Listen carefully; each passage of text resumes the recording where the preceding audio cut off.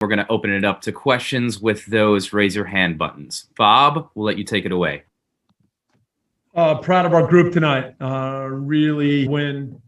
Maybe not our typical game. Football-wise, we didn't, in stretches, have as much fluidity or as much possession, but I thought the mentality of the team was really good. After going down, there was a real resolve that we could get back into the game. And at halftime, we spoke about how our ability to keep pushing up the field, trying to win balls quickly, trying to play forward as fast as we could, because we felt that when we won balls, we could get into the box quickly. And so really strong push. A lot of guys stepped up in a big way. I thought that Jesus Murillo and Eddie Segura had really good games in the center of the defense. Really happy for Cheeky. Obviously arrived after everyone, but has been training really well since he returned from Ecuador, and I thought had a really strong match tonight. Carlos, I think, is getting closer and closer to his best form after a crazy year. And then everybody's really excited for Mahala. He's a young player who has established himself in the group. He's really well liked. He's a player that has earned respect with the way he trains and with just having a positive personality. And so everybody inside the locker room was excited for him to get his first goal and make it a game winner and get us into the semifinals against Club America. Really appreciate it, Bob. We're going to start here with Damian Calhoun. Damian, take it away when you're. Hey, Bob, how you doing? Good, Damian. Going back to Opoku, why is he the guy to bring on there, and say why not Brian or even maybe Christian Torres there? What do you think in bringing him on, and what have you liked about him since he's been around? Yeah, keep in mind that Brian just returned, and when you're away, and you with everything that goes on with COVID and you're not training, it takes a little while before you get back into fitness and form. So Brian gave us some good minutes, but Mahala has been there every day, training really well.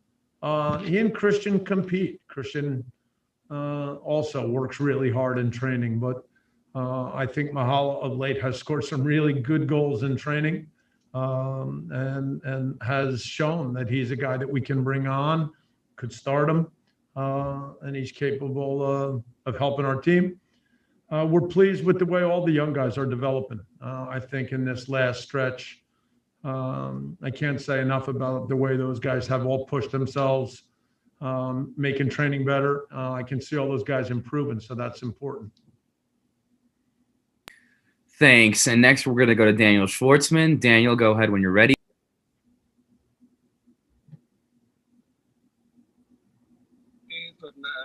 Hi, Bob. Can you hear me? Now I can, Daniel. Thank you so much. Bob, congratulations. What a victory. And now next opponent, the America. What can you expect from one of the biggest teams in Mexico? Yes, respect for the institution, respect for Herrera. So for us, semifinal against Club America is special. We're in our third season, but we're growing. We're proud of our football. We're proud of our fan base. We know how important Champions League has been to our fans, to our players. We talked often about how we started the season so excited to be in Champions League. A lot of us watched Lyon move through the playoffs and win the Mexican League, and they're a great team. And we still know that we had played a really good game a long time ago, and we wanted to build on that. And I thought tonight, again, we showed the commitment defensively, similar to Lyon. We don't give up too much. I think between the two games, we've only given up maybe one shot on goal. So the work of the team is important, and now we look forward to a big semifinal. Katya, we're going to go to you next. Take it away when you're ready. Thanks, Ben. Hi, Bob. Congrats on the win. Thanks, Katya. What are you the most proud of what you saw of the guys on the field, maybe learning from previous experiences in elimination games where it had been difficult with those little things that you had mentioned before, and how to carry on that momentum and maybe that learning curve into the next game against America? Yeah, I said it earlier. I'm proud of the mentality and the way guys are growing and competing. From the beginning, we always set out to play the best football we can. We try to be good with the ball. We try to create chances. We have good ideas when we lose the ball, how to win it back. But to become a really big team, you need to take lessons. You need to grow from tough experiences. And you find different ways to win games. And so especially you could see late in the game, the concentration, the way guys were constantly talking to each other on set pieces, organizing little details. So this part of becoming a better team, maybe this part doesn't come so easy, but hopefully it's something that we can keep building on. Thanks. And next we're going to go to Alicia Rodriguez. Alicia, go ahead when you're ready. Thank you very much. Bob, congratulations on the victory tonight. I wanted to ask about the midfield. Seemed like they kind of played their way into the game, maybe a little bit sloppy in the opening minutes, but seems like they kind of came on and really helped deliver the win. What are your thoughts of the performance from your midfield tonight?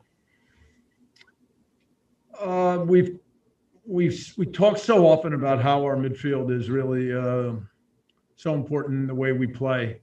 And if you look at this season, especially after we returned from the MLS's back tournament here in Orlando, we missed Edward for a bunch of games. When he came back, it took him a little while. He's still, I think, pushing his way back to his best level. Mark had the really bad ankle sprain in the home match against Seattle. There's been ups and downs. What's been positive is how different guys have grown. I think Sifu has grown. Pancho didn't get in tonight, but he's really improved a lot. You see other guys in training, Bryce Duke and Eric Duenas, whether we play them at right back or in the midfield, also improving. So, the start of the game, finding a rhythm, getting the right touches. Obviously, it's a careless giveaway that leads to their penalty. But I think we started to find a better way after that. When a game is fast, sometimes you don't have the time to settle things down, and you need to be smart with your number of touches. You need to play forward a little bit quicker sometimes. So we're still trying to find a balance of that. But I thought as the game went on, we adjusted to the tempo a little bit. We started to have a little bit more composure on the ball, make better decisions, and that certainly helps. Thanks. And Andy, take it away. Hey, Bob, how's it going? Good, Andy. You mentioned the mentality a little earlier. I just wanted to touch on two quick parts. One, after the giveaway for Mark, how do you feel he and the team responded from that? Did you ever at any point think that maybe going into the second half you would have to pull him? And then two, you mentioned Carlos maybe getting back to his best form. It seemed like today he was playing at an intensity level similar to what we saw back in February. Do you think that the team really channeled that mentality like you have mentioned all this week back, like when you guys played Leon and Herring Outlet? Yeah, I understand that Carlos, from the beginning of the season, was so excited for Champions League, excited to play against Leon, excited to play against Cruz Azul. He's already talking about now Club America. He left Mexico as a young player. So these games against the big clubs in Mexico, he's not had the chance as a professional to play these teams. I also think Carlos is really proud of what we're doing at LAFC and the leadership and the role that he has. He had a season. He started well, of course, then he didn't go to Orlando. It was important for him to be with his family. First game back was Galaxy, and he did his MCL, and he was out for 10 or 11 weeks. So at one point when we were looking at things and talking about his return to play, he had played 55 minutes in like 7 months. And so great players still need to train and play and train and play and train and play. This is how you get the rhythm. So yes, I see him getting closer, but he's still such an important player for our team. We didn't think about taking Mark out. It's football. Sometimes, you take a bad touch, you make a bad pass. The best players are the ones that then put that behind them and keep going in the game. And we have to trust that Mark is that kind of player. Thank you. Next, we're going to go to Guillermo Zavala. Go ahead when you're ready. Thank you. Good night, Mr. Brightly. There is a rumor about Carlos Vela, and apparently America is interested in him. Did you know about this, and how do you feel about this possibility? No, we haven't heard that. I think Carlos is really excited with what's going on at LAFC, and it showed with the way he plays, with the way he leads our team. Thank you. And last question for Bob. We're going to go to Charlie Boehm. Go ahead when you're ready. Hi, Bob. With Mahala, there must be a backstory here. It seems like he's an interesting kid, and you guys have that partnership with the academy.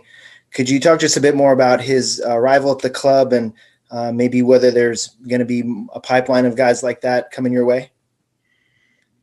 I think that we continue to try to do the best job we can, finding young talent.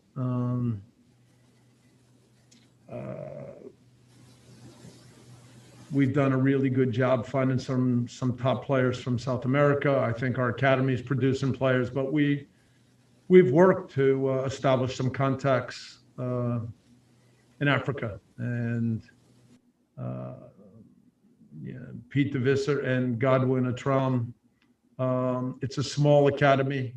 I had an incredible time a year ago in December. I was down there for 5 or 6 days, seeing what they were doing, seeing all these boys, the smiles when they step on the field, how much they love the game.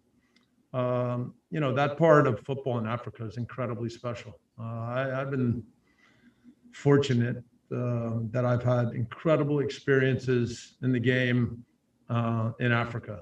Obviously the World Cup in South Africa, but then when I was in Egypt, some of the games, the travel in different countries, seeing what the game looks like in all these places, seeing the kids whose eyes light up when they're around football.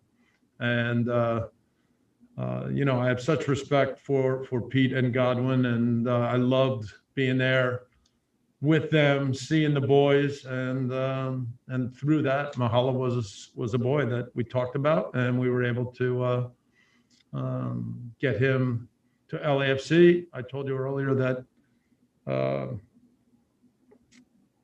he's got a great personality, so he's really well liked for just what he brings every single day. And then, one of the most important things when we look for players is you want players who love to play, players who love the game. You want to create training every day so that guys show up and, man, they're excited about what's going on in training and they want to get better. And that's been the way Mahala has handled it since the day he arrived. Thank you. Really appreciate your time tonight, Bob. Have a good one.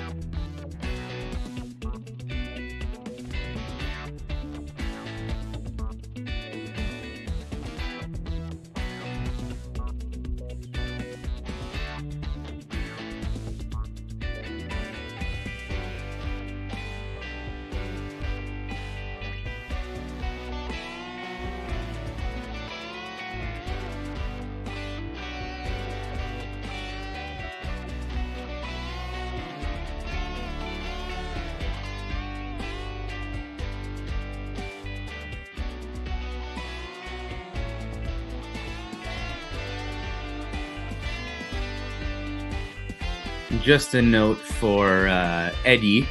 If you do, so Eddie will be taking questions in Spanish. He will also be taking questions in English. We'll get the question in English, we'll translate it for him, and then we'll translate it back, just so everyone is aware.